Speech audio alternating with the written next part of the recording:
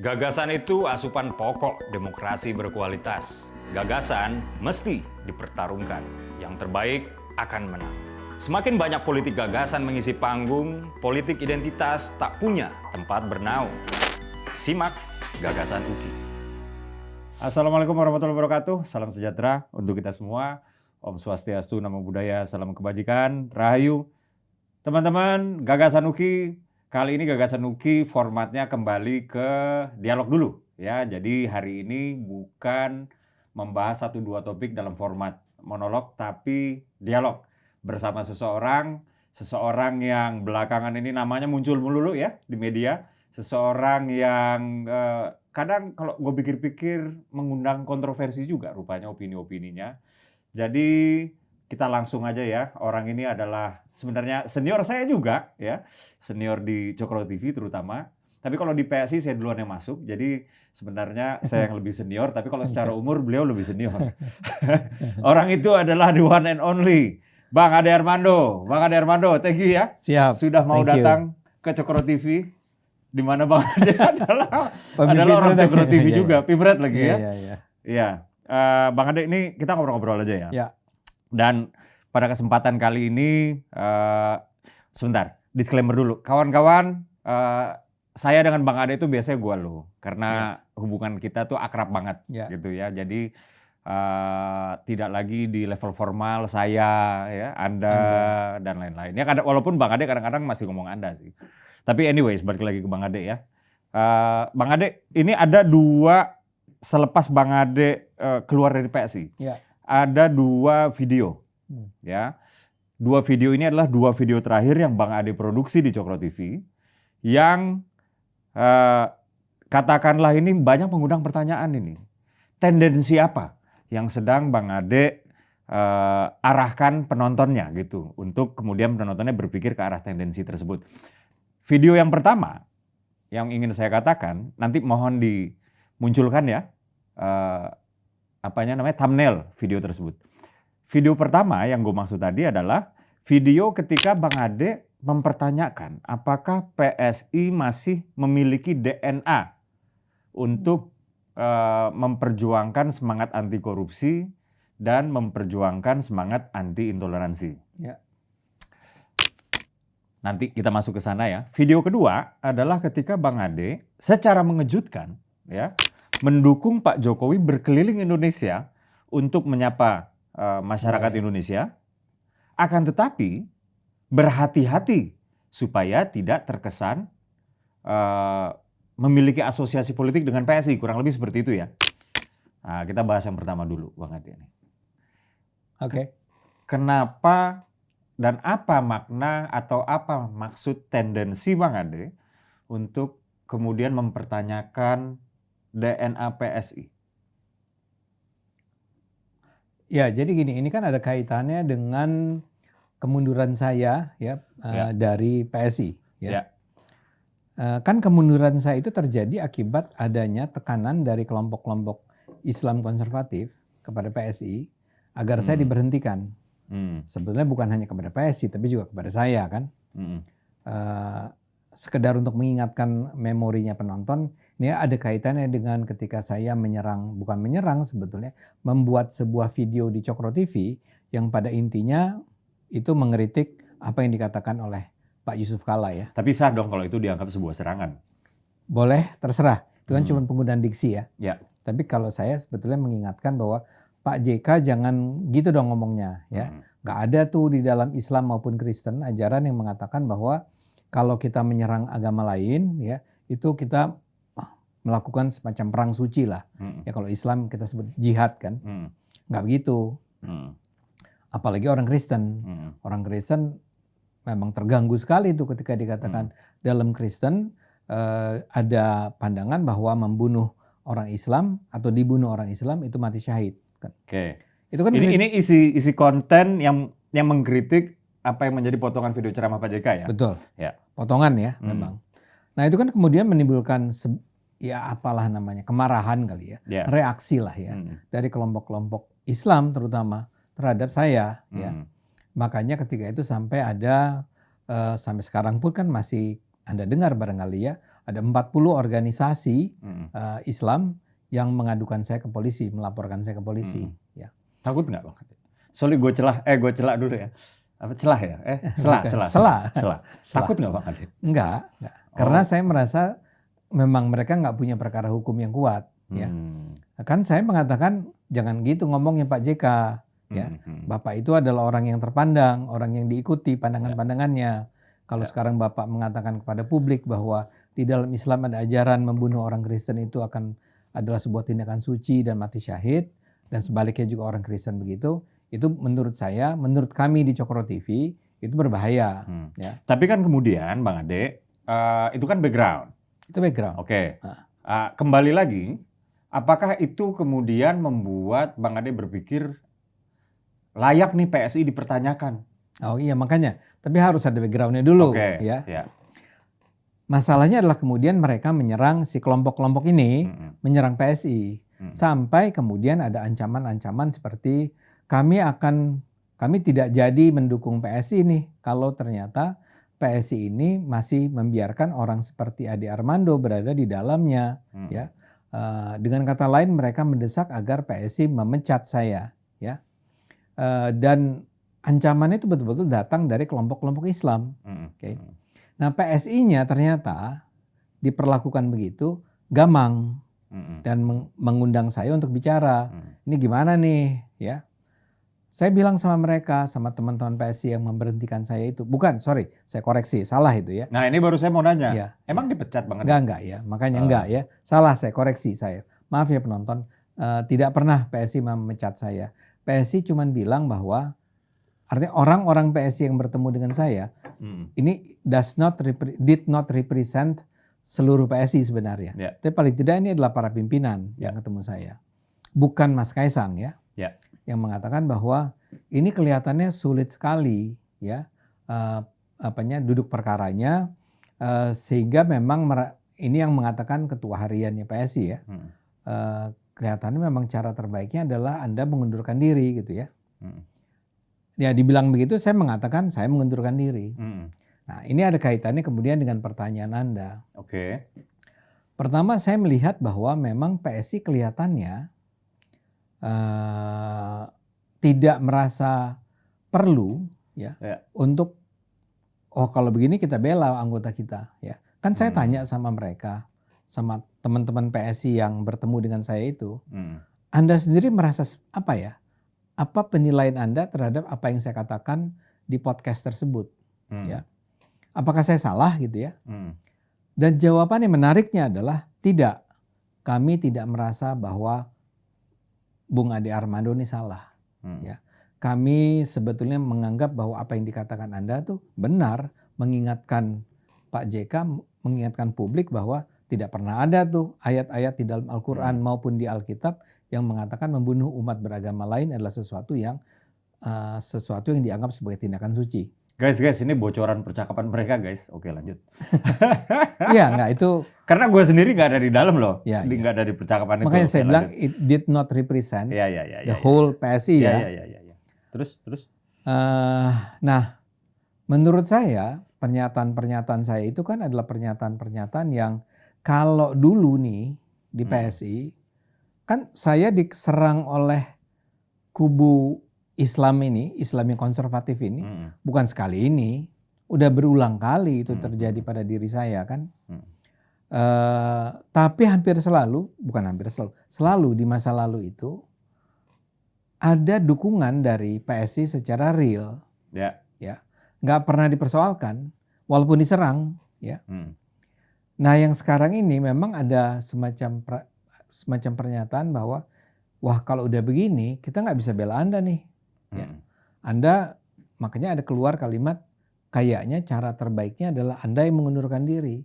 Karena Mas Kaisang sendiri memang dia tidak sedang di Jakarta ketika ini terjadi ya, mengatakan bahwa nggak boleh Ade Armando dipecat.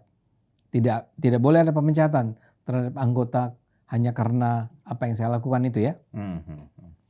Jadi ketua umumnya sih nggak bilang pecat ya, tapi yang misalnya ketua harian atau beberapa teman di sekitarnya itu menganggap ini terlalu berat nih ya, beban yang harga yang harus kita keluarkan, biaya yang harus kita keluarkan. Nah, kembali kepada apa kaitannya background ini Ya. dengan isi video yang mempertanyakan apakah PSI masih memperjuangkan anti korupsi dan anti intoleransi, Bang Ade?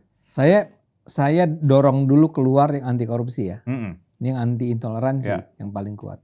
Saya merasa bahwa sikap PSI itu dipengaruhi oleh sudah berkurangnya komitmen PSI terhadap perlawanan terhadap kalangan intoleran. Ya, karena gini, yang menyatakan akan masuk ke PSI itu, jadi karena ada perubahan di dalam PSI, masuknya orang-orang baru dan segala macam, itu kan sebetulnya ada banyak pihak yang rupanya sudah menyatakan kita juga tertarik masuk nih. Nah, orang-orang inilah yang bilang bahwa kami kalau masih ada Ade Armandonya, itu kami menyatakan nggak jadi deh dukung PSI. Sederhananya begitu. Dan orang-orang yang menyatakan itu saya tidak ingin sebut sekarang nama-namanya, itu nama-nama yang dalam pandangan saya relatif konservatif beragamanya. Ya. Jadi ketika itu saya merasa bahwa ketika saya menyatakan mengundurkan diri dari PSI, itu saya mulai merasa bahwa ini PSI-nya masih memiliki DNA yang sama nggak sih dengan ketika dulu saya masuk. Ingat ya, saya masuk PSI itu betul-betul karena saya percaya bahwa hanya partai inilah yang memperjuangkan anti intoleransi dan anti korupsi. Real memang itu. Sekarang saya melihat bahwa karena mereka ingin berkompromi dengan tekanan dari kelompok-kelompok konservatif, saya merasa bahwa kelihatannya anti intoleransinya tidak lagi sekuat dulu. Dengan kata lain, mereka bilang bahwa Ade Armando sebagai mundur saja. So, saya merasa saya sudah memperjuangkan anti intoleransi secara konsisten cukup lama, dan dalam kasus Pak JK pun sebetulnya saya sedang mengatakan bahwa ini bahaya buat hubungan antar umat beragama di Indonesia ini. Ya. Karena itu Pak JK, saya tahu Pak JK itu ketua Dewan Masjid, ya. Tapi tetap saya harus katakan Pak JK sebaiknya tidak ngomong begitu. Yang saya harapkan sebetulnya Pak JK mengoreksi dengan mengatakan bahwa yang 2 menit kalimat itu adalah sesuatu yang bukan berarti bahwa saya menganggap bahwa dalam Islam dan Kristen ada ajaran-ajaran semacam itu. Tapi kan nggak begitu. Ya.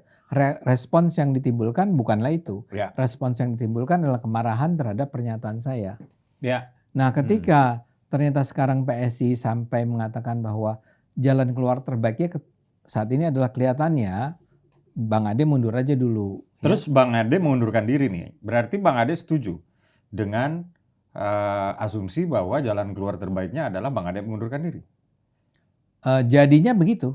Karena saya merasa bahwa di kalangan PSI yang baru ini, kalangan baru ini tidak men-share semangat yang sama tentang perlawanan terhadap intoleransi. Pertama, seharusnya menurut saya orang kayak saya dibela. Seharusnya orang kayak Grace Natali dibela. Mungkin dibelanya bukan demonstrasi juga, tapi nggak bisa. Kita jalankan saja proses pengadilan secara baik-baik saja. Bahkan dalam pandangan saya mestinya sih PSI mengatakan ya kami juga akan mengirimkan tim kuasa hukum untuk bela baik Ade Armando maupun Grace Natali ya. Karena mereka adalah kader-kader partai kami. Nah kayak gitu-gitu loh. Ketika itu tidak dilakukan, saya merasa bahwa PSI-nya berubah. Karena itulah saya katakan, ya udah saya kalau PSI-nya berubah, mungkin memang sebaiknya saya mundur. Oh, itulah alasannya Bang Ade mundur dari PSI karena ada pergeseran value yang kemudian. Pertama-tama adalah karena saya tidak ingin membebani teman-teman di PSI. Tekanannya memang sudah tidak masuk akal sih sebenarnya. Surat-suratnya tuh saya baca pernyataan-pernyataannya adalah ya orang ini harus dipecat, orang ini harus dimundurkan. Kalau nggak diganti kita nggak mungkin dukung PSI gitu kan. Saya juga tidak ingin PSI-nya menjadi menanggung beban akibat apa yang saya katakan ya. Dalam hal itu ya. Tapi biar gimana pun kalau saja ini terjadinya di masa lalu ya, di masa kepengurusan yang lalu, saya percaya ya akan dilakukan semacam pembelaan terhadap saya dan dengan mengatakan bahwa let's go to the court, kita tunggu aja laporan polisi, gitu loh. Oke. Gue boleh berpendapat juga lah ya. Boleh, saya justru ingin dengar. Oh gitu ya. Iya. Oke. Ini kalau gue jujur Bang Ade, seorang Ade Armando itu adalah kader paling ideologisnya PSI. Menurut DNA PSI, gitu ya. Nah, cuman kadang-kadang partai politik itu kerjanya itu nggak hanya kerja ideologis. Ada kerja administratif, ada kerja organisasional, ada kerja elektoral, gitu. Betul. Nah, kadang-kadang antara kerja yang satu dengan kerja yang lain, ini harus dicari titik tengah. Karena mereka somehow di beberapa kasus, itu bisa jadi mereka saling kontradiksi satu dengan yang lain. Nah, yang paling sering terjadi itu adalah antara kerja elektoral dengan kerja ideologis. Ya. Jadi kalau misalnya gua boleh jujur sama Bang Ade, ini menurut pandangan pribadi ya, bukan pandangan partai ini. Mudah-mudahan pin gue lepas dulu lah ya. Nggak bawa pin juga sih, cuman ceritanya aja nih pin gue lepas dulu, pin partai. KTA lah. KTA ya. Itu yang gue lihat, gitu ya. Artinya begini, kalau Bang Ade bercerita soal PSI yang dulu, itu adalah Bang Ade bercerita soal PSI yang 1,8%. 2,8. Bang Ade enggak, yang tahun pertama. Enggak, ini yang sampai 2,8. Iya. Lalu Bang Ade juga bercerita PSI yang 2,8. Awalnya 1,8, kemudian 2,8. Nah, sekarang ini PSI itu kan endgame. Ya kan, kalau 2029 nggak lolos ke Senayan, beberapa orang yang paling berpengaruh di PSI termasuk Ketua Dewan Pembina saat itu, Bang JG, ya, termasuk juga Mas Kaisang, Ketum, ya, bilang kalau nggak lolos 2029, bubar nih partai kayaknya nih, kayak gitu. Nah, artinya di sini yang sedang digas ini adalah kerja-kerja elektoral. Dan kerja elektoral itu kan internalisasinya itu harus kerja-kerja organisasional, kayak gitu, supaya terinternalize dengan baik ke kader-kader. Kurang lebih seperti itu ya. Nah, setuju. Memang dari apa yang gue lihat, sejujur-jujurnya gue melihat ya, bukan ada pergeseran nilai. Tapi orang-orang yang paling ideologis kayak Bang Ade berhak mempertanyakan itu. Apalagi ketika sudah tidak lagi memegang KTA. Melakukannya di ruang publik boleh. Betul. Tapi kalau masih megang KTA nggak boleh. Gitu. Kalau megang KTA kan artinya Bang Ade bisa WA gue kan, atau Enggak, yang saya WA ketua harian atau ketua Pak Mas Kaisang sendiri. Mas Kaisang sendiri atau pendiri kayak gitu kan. Cuman kalau misalnya udah di luar bebas. Gitu. Nah, orang-orang yang paling ideologis kayak Bang Ade ya, itu kemudian mempertanyakan, menurut gue sih, bukan saatnya pertanyaan itu dijawab dengan narasi. Tapi saatnya pertanyaan itu dijawab dengan bukti. Misalnya nih, tadinya PSI yang agak cukup keras berada di kiri, sekarang suka nggak suka kita harus akuin PSI bergeser ke tengah dikit nih. Gitu. Bergeser ke tengah dalam artian kita tetap dengan DNA yang sama, cuman kalau misalnya kita berada di spektrum yang lama, kita menganggap orang yang ini terlalu jauh sehingga dimusuhin. Cuman kalau di tengah kan nggak dimusuhin. Kalau kita berada di tengah, kemudian orang ini nggak dimusuhin, maunya kita tarik ke tengah dekat kita juga. Kayak begitulah kurang lebih ya. Inilah yang menurut gua sedang terjadi di PSI. Dan tentu saja karena PSI-nya sendiri sedang bertransformasi, tentu ada perubahan-perubahan, dan perubahan-perubahan ini kan kadang-kadang nggak bisa bukan nggak bisa diterima ya. Orang-orang tuh butuh waktu untuk untuk adaptasi, kayak gitulah. Dan kalau kita udah di DPR, misalnya ya, sudah lolos di DPR, otomatis kita akan lebih punya kekuatan untuk mengimplementasikan apa kita punya DNA. Misalnya seperti itu ya. Jadi kalau menurut gua nih ya, gua ini terjun ke politik karena ada ideologi politik gua yang pengen terkonversi menjadi kebijakan. Kan ujungnya di situ kan. Nah, ideologi politik ini hanya bisa terkonversi menjadi kebijakan kalau misalnya dia atau gua, bukan ideologi politiknya ya, kalau misalnya gua punya otoritas. Kalau gua pengen punya otoritas, maka gua harus menang pemilu. Kalau gue pengen menang pemilu, maka gue harus kerja elektoral. Kayak begitulah kurang lebih ya. Setuju. Kalau dia hanya terpampang sebagai ideologi politik, tapi tidak memperjuangkannya di jalur elektoral, artinya kita hanya akan menjadi, ya mohon maaf, ini bukan akan ya, tapi ini jalur yang lain, yaitu jalur aktivisme, kan begitu ya? Ya. Nah, inilah yang kadang-kadang gue sendiri di politik itu baru 8 tahun Bang Ade. Jadi gue sendiri masih mencoba untuk mencerna kejadian ini semua gitu loh. Maksudnya di satu sisi gue tetap berada di PSI, ya kan?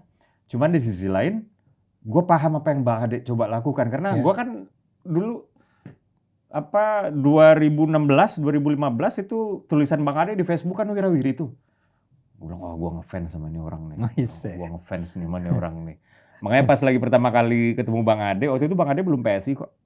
Itu di acara diskusi-diskusi gitu Ingat kan? Di Kebon Siri kan? Iya. White Hasim. White Hasim, iya. Itu gue, wah Bang Ade, gue ngajak foto segala macam kan. Karena gue udah pernah. Gue lagi itu udah bilang, nih anak pinter harus masuk PSI. Oh gitu ya? Waktu itu gue belum PSI tuh. Iya, belum. Belum. Gue masih ceki-ceki dulu lah. Nah kurang lebih sih seperti itu Bang Ade. So, gue mau komentar dikit nih ya. Jadi kan gini, jalan hidup kita ini memang beda-beda kan. Ya. Sebetulnya ini juga nggak akan tidak akan terjadi. Saya mundur tuh. Kalau aja nggak ada kejadian JK kan. Cuman sebagai orang religius, saya akan katakan kelihatannya emang Tuhan pengen ini terjadi. Gue harus berhadapan dengan JK dan kemudian orang marah menyerang PSI dan akibatnya PSI harus menunjukkan whose side are you on kan. Lo mau berpihak sama siapa nih? Nah ini nggak dialami oleh teman-teman PSI yang lain. Karena itu selalu aku bilang gini, ini gue banget ini, hanya gue mengambil keputusan ini, saya mengambil keputusan ini karena saya mengalami ini. Saya tetap mengatakan teman-teman PSI harus terus berjuang di dalam PSI. Karena untuk mempertahankan DNA anti intoleransi dan anti korupsi itu harus ada orang-orang yang memang punya DNA itu. Dan saya melihat orang seperti Anda, saya bisa menyebut beberapa orang lagi nih ya, itu firm banget, udah jelas banget. Anda itu adalah orang-orang yang memang kalau sampai nanti masuk DPR, tetap Anda akan bertahan dengan sikap serupa. Betapapun barangkali tekanan dari kanan kirinya, utara selatannya, itu banyak. Jadi justru jangan tinggalkan PSI kalau menurut saya. Karena ini worth it, PSI ini worth it untuk dikembangkan. Kan halnya saya cuma merasa bahwa kelihatan kalau saya memang lebih baik jadi aktivis lagi. Aktivism, ya bukan menjadi anggota partai. Karena kalau saya jadi anggota partai, terlalu berat harga yang harus dibayar oleh PSI-nya sendiri. Dan saya sendiri tidak akan merasa nyaman, jadinya saya merasa akan bertarungnya jadi bukan lagi di luar nih, bukan melawan kelompok-kelompok intoleran itu, tapi melawan barangkali sebagian dari teman-teman PSI yang tidak punya DNA yang sama. Jadi saya merasa bahwa apa yang Anda katakan itu benar sekali. Saya juga bukan orang yang tidak mempertimbangkan ya bahwa ada kepentingan elektoral, nggak bisa sepenuhnya saya bekerja di PSI sebagai seorang yang ya gue idealis saja. Enggak, ya. Cuman saya di Cokro dan ketika saya punya program di Cokro, saya merasa saya harus mengutarakan hal-hal yang saya rasa penting buat bangsa ini kan. Pas kebetulan kejadiannya adalah begitu tadi. Kalau Anda tanya akhirnya kenapa Anda harus mundur?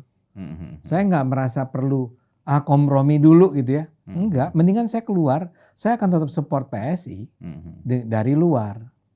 Gitu kira-kira jawabannya. Oke. Ya. Fair enough ya? Fair enough. Dan terkait dengan Sis Grace Natali yang tadi Bang Ade bilang yang tidak dibela, belakangan ini kan Sis Grace sendiri yang sudah mengakui bahwa ternyata Sis Grace lah yang meminta atau menginstruksikan ketua harian dalam hal ini Bang Ahmad Ali untuk tidak melibatkan partai di dalam urusan personal Sis Grace sendiri. Gitu. Saya tetap menganggap harusnya bantu.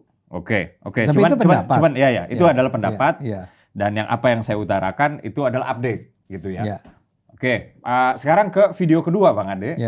Di video kedua Bang Ade, ini yang paling kontroversial menurut saya ya.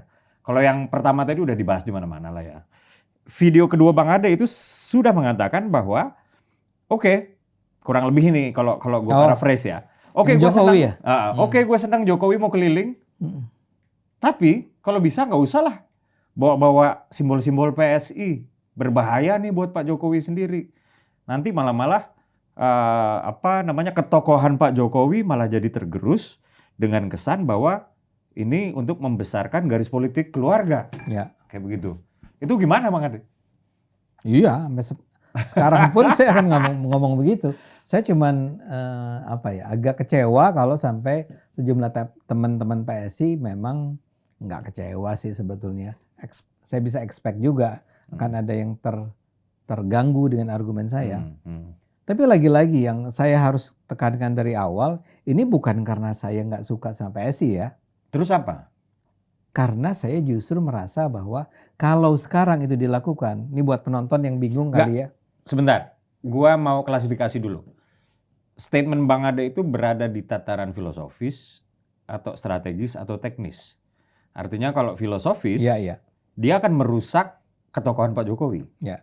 Kalau strategis ya ini persoalan taktik aja gitu. Kalau teknis kan persoalan implementasi di lapangan. Nah, maksud Bang Ade jangan bawa simbol-simbol PSI itu berada di mana? Strategis. Strategis Dong. Jadi gini, di dalam video itu saya juga udah bilang nih Ki, bahwa saya senang sekali bahwa Pak Jokowi itu sekarang sudah menunjukkan bahwa saya akan berada bersama PSI. Ya. Ketika dia bikin pidato, saya akan kerja keras buat PSI. Itu keren banget. Ya. Tapi semua ini harus dilakukan secara bertahap dalam pandangan saya ya.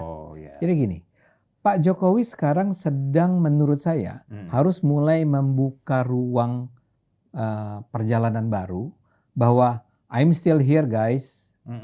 Saya masih ada di sini loh. Saya masih peduli sama Anda semua. Saya akan mengunjungi desa demi desa atau kota demi kota, bertemu dengan rakyat dan bicara tentang jangan khawatir ya, saya masih ada di sini. Ya. Dan saya ingin mendengar apa yang Anda ingin sampaikan kepada saya. Ya. Dan bahkan saya percaya ini adalah bagian dari upaya Pak Jokowi sendiri untuk membantu Pak Prabowo. Kita tahulah ada begitu banyak kemarahan saat ini yang tidak kita tidak rasakan setahun sebelumnya ya. Bahwa Pak Prabowo itulah ini. Sekarang makin banyak nih orang-orang di bawah yang mulai kecewa atau semakin kecewa terhadap Pak Prabowo. Pak Jokowi adalah ya sohibnya lah ya. Orang yang dulu membawa Pak Prabowo ke pemerintahannya Pak Jokowi. Dan gara-gara itulah Pak Prabowo barangkali belajar dari Pak Jokowi dan kemudian memutuskan untuk maju lagi pada tahun 2024 dan sukses. Antara lain juga karena dukungan Pak Jokowi. Jadi dia ini adalah partner in crime kata orang. Jadi dia sohib nih berdua. Nah Pak Jokowi perlu turun antara lain untuk membuat suasana di bawah tuh lebih tentram, tenang, melihat Pak Jokowi balik lagi. Ya kan selama ini Pak Jokowi yang didatangi terus rumahnya kan oleh setiap hari ada puluhan atau ratusan kali ya. Nah sekarang kita balik nih ya, Pak Jokowi yang mendatangi Anda semua untuk bicara tentang Indonesia, menenteramkan Anda dan ngajak sama-sama kita bangun Indonesia deh ya. Ini akan membangkitkan kembali optimisme masyarakat bukan hanya kepada Pak Jokowi tapi kepada Indonesia ya. Ya saya berharap bahwa ada support lah dari Pak Prabowo agar ngomong apa ke masyarakat, bla bla bla gitu ya. Ini adalah sebuah skema yang menurut saya udah ideal, keren, bagus ya. Karena Pak Jokowi memang harus kembali kita memerlukan kembali dukungan publik yang luas terhadap orang semacam Pak Jokowi. Dan jangan pernah melihat ini sebagai rivalry dengan persaingan dengan Pak Prabowo ya. Bukan berarti kalau dia turun ini artinya mengancam Pak Prabowo. Enggak, ini justru untuk memperkuat Pak Prabowo nih. Enggak, oke. Berarti nanti dulu. Oke, nah, saya mau bilang bahwa ini semua adalah sebuah proyek kerja ya, yang udah punya tujuan yang menurut saya ideal buat Indonesia. Nah, kenapa kemudian saya bilang bahwa saya tuh kalimatnya jangan bawa nggak gitu kalimatnya jangan bawa PSI. Iya, kalimatnya gimana? Lupa saya kalimatnya. Tapi poin saya adalah nggak perlu nih saat ini ini menjadi perjalanan yang diiringi oleh PSI, ya. Diiringi itu maksud saya adalah yang temannya turun gitu ya, adalah pengurus-pengurus PSI. Mungkin di sana sini ada bendera PSI-nya. Ya, kenapa? Nggak menguntungkan. Nggak menguntungkan siapa? Baik Pak Jokowi maupun PSI. Kenapa begitu? Gini, yang harus dibangun sekarang adalah kenegarawanannya Pak Jokowi.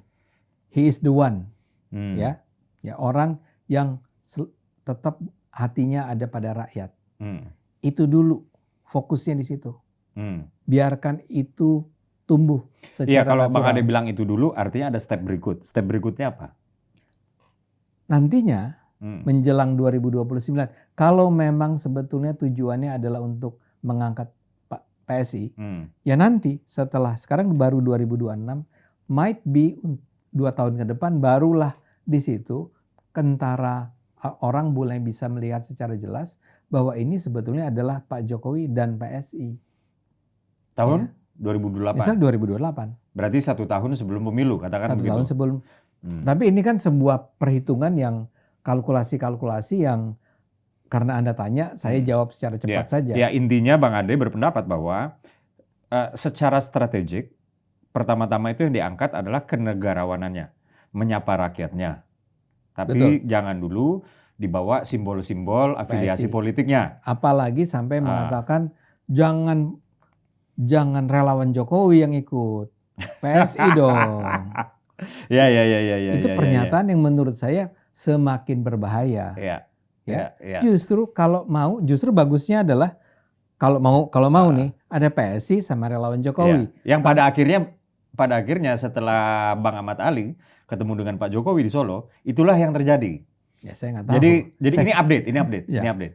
Jadi update terakhir itu adalah Bang Ahmad Ali ke Solo, Bang Ketua Harian ya, ke Solo.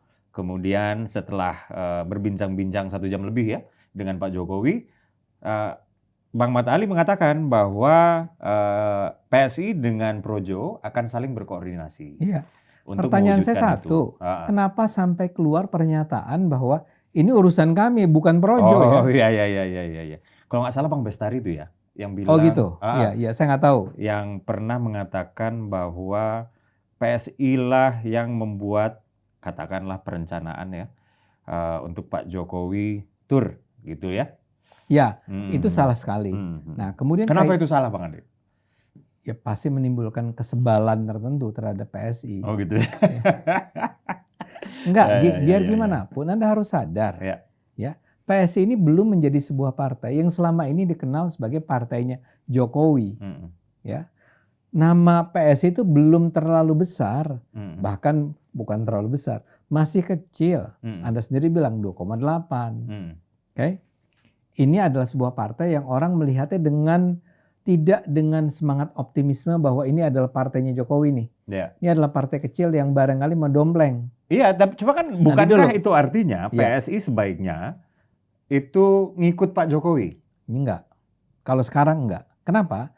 Karena nama PSI itu belum dipercaya rakyat. Menurut saya lebih baik PSI itu berkonsentrasi pada membesarkan dirinya dengan kerja-kerja langsung pada rakyat. Dan ini menarik karena begini. Ini sebagaimana Anda tahu, umumnya partai itu baru bekerja nanti. 1 tahun sebelum pemilu. Ya, baru rame bikin ini bikin itu. Dan bahkan bagi-bagi duit. PSI harus bisa menunjukkan bahwa kami beda loh sama orang-orang itu. Kami sudah bekerja dari sekarang. Saya mau kasih contoh orang kayak Bro Ron gitu kan. Kan dia dari sekarang udah kerja. Saya nggak tahu teman-teman yang lain ya. Tapi bangunlah kerja-kerja yang menyebabkan masyarakat mulai melihat PSI sebagai ini partai emang beda nih. Dia itu peduli sama kita rakyat. Mereka membantu ini, membantu itu, membantu jalan, membantu bla bla bla bla bla. Sehingga kalau nantinya itu dilekatkan dengan Pak Jokowi, tapi yang saya bilang apa jeleknya Bang Ade? Kalau misalnya PSI ikut dari awal. Jelek. Buat PSI, bukan buat Pak Jokowi ya? Iya, karena buat orang cuma akan melihat PSI sebagai partai yang free rider.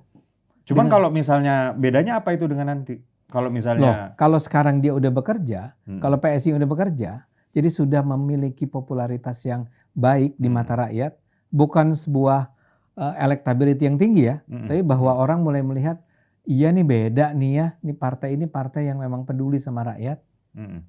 Tiba-tiba dia muncul bersama Jokowi. Jokowinya dicintai karena Jokowi, PSI dicintai karena kerja-kerja PSI, bukan hanya karena di situ ada Jokowi. Nggak cukup kalau hanya Anda ndompleng sama popularitas Pak Jokowi. Cuma kan apakah itu nggak bisa dilakukan secara paralel? Nanti nggak bisa. Sekarang soalnya masih terlalu rendah apresiasi publik terhadap PSI. Karena kalau dari ini gue bukan mengajarkan cara kerja elektoral ya Bang Ade, itu hasil nyaleknya jauh lebih tinggi daripada gue. Cuman kan Bang Ade membuktikan teori gue loh, tapi bahwa sampai dengan kita terpilih, pertama orang kan harus tahu kita. Iya. Setelah tahu suka. Iya. Setelah suka milih. Persis. Iya, orang yang suka belum tentu milih. Orang yang tahu belum tentu suka. Ya kan? Orang yang nggak tahu ini lebih salah lagi. Pertanyaanku sama Anda tuh begini. Gimana caranya agar PSI itu disukai? Ya oke. Nggak bisa, saya mau bilang nggak bisa hanya karena dia mendompleng pada Pak Jokowi. Nggak, ini nggak mendompleng. Dia harus kerja dulu. Kita berarti bicara Anda tuh harus kerja dulu. Iya. Ya, strateginya adalah Pak Jokowi jalan sendiri nih, ya. Mungkin sebenarnya orang-orang PSI udah bantu, ya, udah ikut di situ. Tapi bukan sesuatu yang kita kenal sebagai turnya Jokowi dan PSI, tapi turnya Jokowi sendiri. Oke. Ini sementara gua berbeda pendapat sama Bang Ade. Betul. Sementara itu PSI kerja sendiri dalam arti bekerja untuk rakyat. Iya. Pada tahun 2027 misalnya atau 2028 misalnya, ini ketemu di tengah. Orang baru lihat bahwa ini emang partai orangnya sih anak-anak muda, si Dede Uki itu umurnya baru 20-an kali ya. Tapi 19. Tapi dia udah kerja. Tapi oke. Dia udah muncul, dia udah ngomong, dia udah kritis. Di sini gue berbeda pendapat sama Bang Ade. Ya. Kalau tadi di topik yang pertama kita, video yang pertama, gue nggak berbeda pendapat, cuman ada sesuatu yang bisa gue jelaskan, kayak gitu kan. Ya. Kalau ini gue berbeda pendapat sama Bang Ade. Oke. Begini Bang Ade. Makanya ini semakin kuat gue harus mundur kalau gitu. Oh iyalah. Karena udah beda pendapat sama gue. Sama yang lain nggak beda pendapat nggak apa-apa. Nggak apa-apa. Sama Dede Uki juga beda pendapat. Memang saya harus di luar PSI kalau gitu. Begini, kita kan berbicara politik elektoral, ya. Kita berbicara soal branding, ya kan? Karena dari brand itulah awareness tadi yang step 1 untuk dikenal orang itu kemudian muncul. Nah, salah satu komponen dari branding itu adalah membangun asosiasi politik dong. Gitu. Iya. Membangun asosiasi politik. Dan yang namanya branding ini adalah apa yang pop up pertama kali di pikiran kita ketika simbol dari brand tersebut muncul. Kayak begitu kan kurang lebih kan. Ya. Gitu. Misalnya nih, kalau misalnya orang berbicara Pak Jokowi, oh PSI gitu. Atau orang berbicara PSI, oh Pak Jokowi. Artinya brandingnya sudah berhasil, kurang lebih seperti itu ya.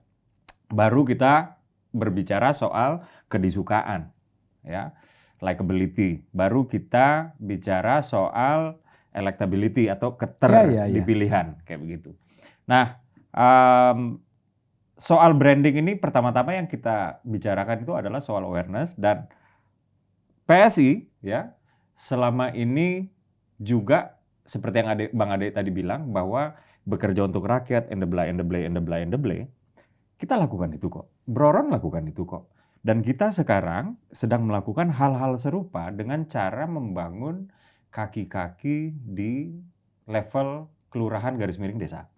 Ya, dan Pak Jokowi ini, Bang Ade, nggak mau gabung kalau belum ada sekian puluh % pengurus PSI itu tersebar di kelurahan / desa di seantero Indonesia. Jadi kalau berbicara kerja-kerja buat rakyat, menabur kebaikan, kerja-kerja menyapa, ketok pintu, ini gue bilang aja sama Bang Ade ya. Gue itu ditugaskan Bang Ade untuk merekrut 1.000 anggota baru PSI. Ya. ditugaskan oleh Mas Ketum ya, Mas Kaisang Pangarep untuk merekrut 1.000 anggota baru PSI di 2 kelurahan doang. Itu kan repot ya, cuma 2 kelurahan soalnya. Nah anyways, maksud gue adalah kerja-kerja kayak gitu kan juga terlaksana. Oh iya. Dan akan terus terlaksana. Siap. Dan kerja-kerja kayak begitu, itu bukan cuman kerja-kerja elektoral, di situ ada kerja ideologis. Kenapa? Saya gini ya, amin gitu ya. Ya, karena dengan kerja kayak begitu, kita jadi betulan ngetok pintu masyarakat.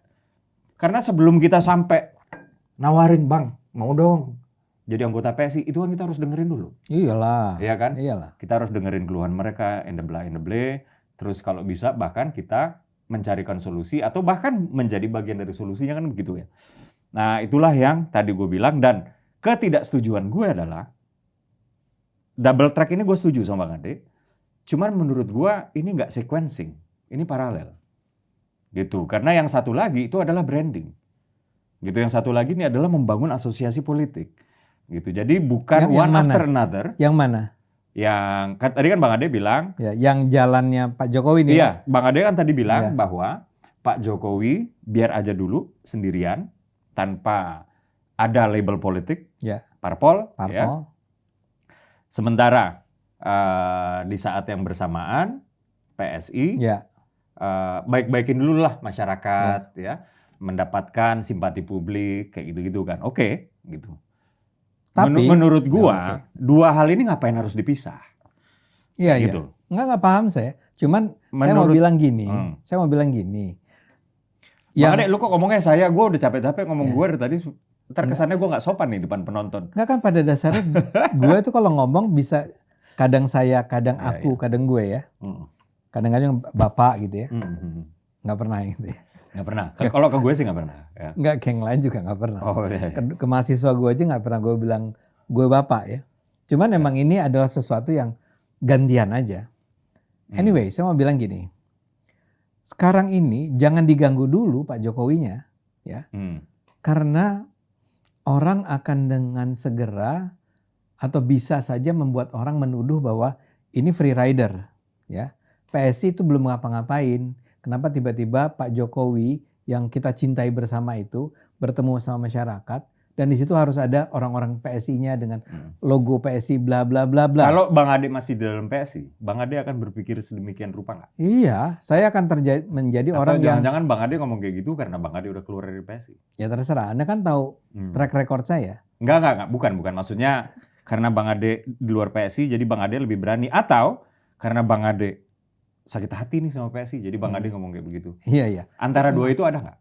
Enggak, makanya Enggak saya ya? bilang Anda tahu track record saya. Saya sih bisa kalau di sebuah rapat ketika saya anggap ini nggak benar, saya akan angkat tangan dan bilang nggak bisa gitu caranya. Tapi bedanya adalah kalau saya misalnya masih berada di PSI, saya kan nggak akan ngomong ke publik. Ya. Ya dong, saya harus ngomong itu Tertib ke dalam. organisasi lah. Tertib gitu ya. organisasi, ya. Nggak mungkin saya kemana-mana. Tapi karena saya sekarang sudah ditakdirkan keluar, ya saya boleh ngomong gitu dong. Dan jangan Bestari Baru sampai bilang, jangan campur tangan sama PSI gitu. Jangan komentar-komentarin PSI. Nggak bisa. Saya harus ngomong tentang PSI. Dan sekarang saya sudah jadi lebih leluasa untuk ngomong tentang PSI. Karena saya udah di luar. Nah, tapi tetap saya berada di dalam atau berada di luar akan mengatakan bahwa salah strategi kalian itu. Dalam pandangan saya.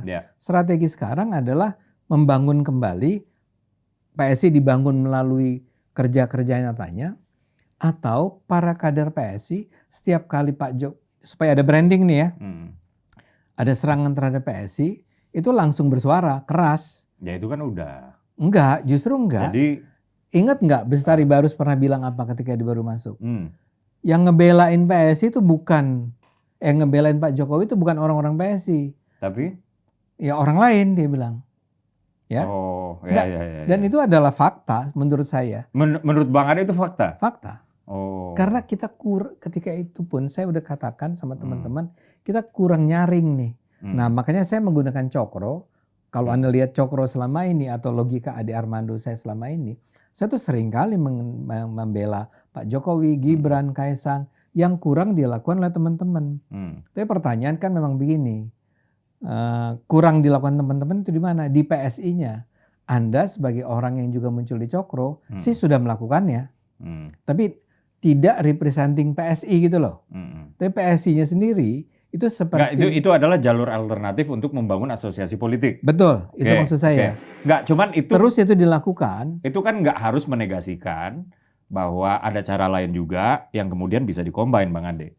Yang saya katakan adalah jangan bawa-bawa PSI itu jangan sampai ketika Pak Jokowi turun, di sekelilingnya tuh ada orang-orang PSI, ada bendera PSI dan segala macam.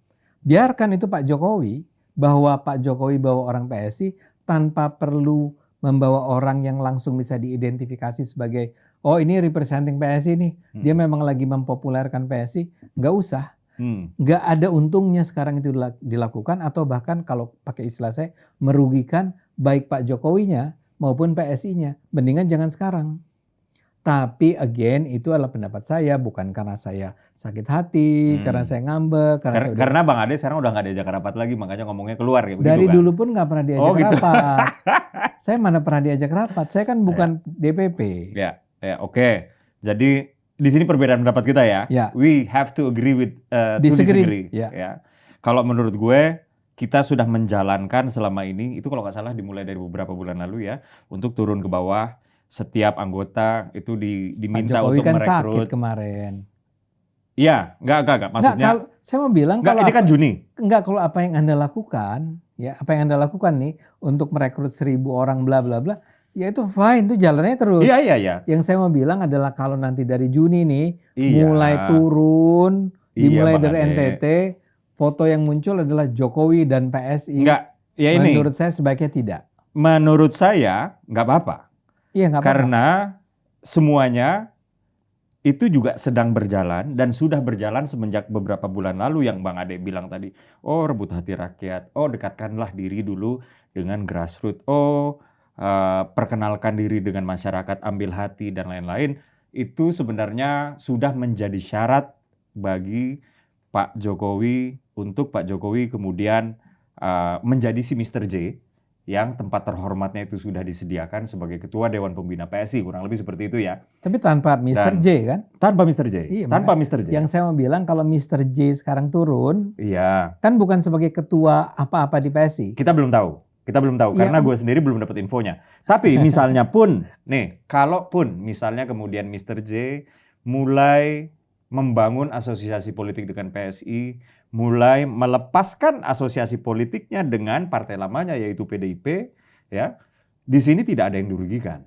Menurut saya. Gini loh, ya. Kalau dia sudah menjadi misalnya taruhlah, name it, ketua Dewan Pembina atau ketua penasihat whatever PSI resmi, ya jadi nggak masalah dia turun dengan nama PSI. Tapi kalau dia belum menjadi PSI, dia harus turun sebagai dirinya. Tidak perlu membawa-bawa PSI. Oke. Tapi begini Bang Ade, kalau misalnya nanti sebelum, ini dari yang gue tangkap ya, ada update berita baru. Yaitu dari Mas Kaisang. Kalau belum boleh dibocorin. Oh enggak, ini sudah di berita mainstream. Yeah. Jadi Mas Kaisang, Mas Ketum sudah mengatakan bahwa dirinya akan mengumumkan sesuatu yang menurut interpretasi gue sih posisi Pak Jokowi di PSI. Ini interpretasi kan? Enggak. Enggak, barusan lo bilang ini interpretasi gue loh. Iya, ini interpretasi gue yang gue kalau berinterpretasi itu nggak sembarangan lah. Oke, akhirnya ketemu ya Bang Ade ya. Ketemunya cuma dengan catatan begini. Sumbernya adalah second person ya. Artinya second person tersebut adalah Bang Bestari Barus yang mengatakan bahwa Mas Kaisang mengatakan bahwa Jokowi roadmap dan sekian itu akan mendapatkan tempat khusus dan lain-lain. Jadi ini bukan first personnya Mas Kaisang, tapi ini tidak ini tidak membuat kita menjadi sependapat. Tetap. Enggak, saya tetap mengatakan begini Ki. Ya. Kalau dia sudah menjadi bagian dari PSI, ya sama sekali nggak ada persoalan bahwa dia muncul bersama PSI kan. Long dia orang PSI. Itu akan lebih bagus. Tapi kalau misalnya Saya nggak mau bilang itu lebih bagus. Itu lebih bagus. Ya, Kalau itu- menurut saya, itu kata sekarang, Anda, ya. iya, Ya. sekarang menurut saya ya, Ya. gantian. Menurut saya Kan dari kalau tadi kalau udah dari menurut Anda kayaknya. kan ganti-gantian kita. Kalau menurut saya bilang, kalaupun dia nggak menjadi bagian dari PSI, kemudian sudah mulai bekerja nih Pak Jokowi untuk membangun asosiasi politik, mungkin yang pertama melepaskan diri dulu dari asosiasinya dengan PDIP, untuk kemudian mulai mendekatkan asosiasinya dengan PSI. Apapun caranya, apakah dengan menampilkan tokoh-tokoh PSI, apakah dengan ada logo-logo PSI, itu menurut gua udah di tatanan teknis. Ya, tapi membangun asosiasi politik dengan PSI dengan berbagai stepnya itu sudah bisa dimulai kok di bulan Juni ini. Itu menurut gua, tapi akan jauh lebih bagus seperti yang Bang Ade bilang tadi, apabila itu dilakukan sebagai ketua Dewan Pembina PSI. Itu akan jauh lebih bagus karena jadinya ajak gitu ya. Karena jadinya sangat apa ya? Tak terbantahkan. Jadi bukan hanya asosiasi politik lagi, tapi memang sudah afiliator. Jatuhnya sudah afiliator. Beliau adalah bagian. Kayak gitu. Ini menurut gue itu akan jauh lebih bagus. Tapi kalaupun ya sejak awal sudah memulainya ya sebelum beliau itu masuk secara legal formal ke PSI, yang menurut gue itu cuma soal waktu, juga nggak ada ruginya. Nah, perbedaan kita di situ adalah soal untung rugi tadi kan. Ya. Menurut Bang Ade ada ruginya, menurut gue sih nggak ada. Gitu. Oke? Saya kepengen saya salah. Saya kepengen bahwa terlepas dari dia adalah ketua Dewan Pembina atau tidak, kalau Anda katakan turun dengan nama PSI nggak problem. Saya kepengen saya salah ketika saya mengatakan problem. Jadi saya berharap Anda yang benar analisisnya.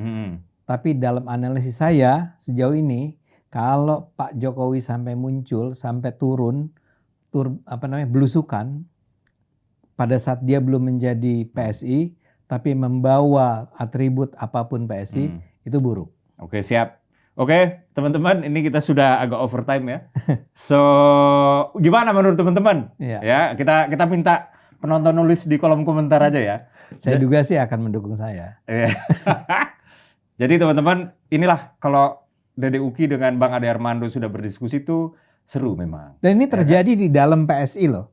Dan iya, kita sering banget beda pendapat, dan ketika kita beda pendapat ya ketawa-ketawa aja, biasa-biasa aja ya. So, tulis pendapat teman-teman, apakah sebaiknya, kalau menurut gua sebutnya asosiasi politik, ya, yang kemudian implementasinya, pelaksananya adalah simbol-simbol PSI. Apakah itu sebaiknya sudah dimulai ketika Pak Jokowi belusukan ya di bulan Juni ini, atau seperti kayak Bang Ade Armando bilang, jangan dulu, nanti dulu, biarkan Pak Jokowi menjadi Pak Jokowi dulu. Nanti setelah mendekati pemilu baru. Tapi PSI juga harus kerja ya. Iya, tapi juga harus kerja ya. Begitulah diskusi kita. Jangan lupa ya teman-teman untuk menulis pilihan teman-teman itu ke arah yang mana. Gitu. Di sini nggak ada salah dan benar ya. Di sini cuma soal. Dan Anda nggak perlu jadi pendukung PSI untuk berpendapat. Iya, nggak perlu jadi pendukung PSI, atau mungkin Anda bukan pendukung Pak Jokowi. Ya. Boleh juga berpendapat. Oke, kalau gitu kita sudahi aja Bang Ade ya. Siap. Dan terima kasih banyak Bang Ade. Sama-sama. Sudah hadir di GU, di rumah kita bersama, Studio Cokro TV, dan sudah memperkaya diskusi yang sangat seru ini. Thank you sekali lagi. Thank you. Oke teman-teman, kalau gitu saya undur diri. Wassalamualaikum warahmatullahi wabarakatuh. Waalaikumsalam.